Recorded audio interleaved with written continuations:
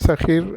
هنشوف النهاردة إذا كان البوتاجاز بتاعي بتايمر ديجيتال ولا تايمر عادي، والتايمر ليه لازمة ولا ملوش لازمة. فهنشوف دلوقتي معانا إيه الفرق بين ده وبين ده.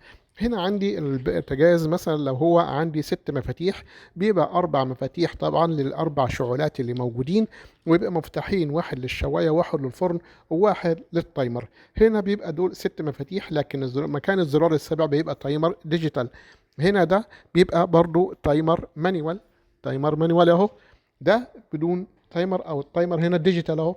هنا ده برضو تايمر ديجيتال. طب لا، ازمة التايمر ده ايه؟ التايمر ملوش علاقة بأي حاجة، لا بالفرن ولا بالشواية. هو ليه وقت، بالوقت، ليه لازمة بالوقت.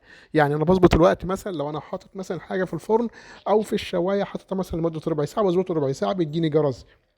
انما هو لا ليه لازمة انه يوقف الفرن او يشغلها، او الشعلات انه يطفي الشعلة او اي حاجة. دي خاصية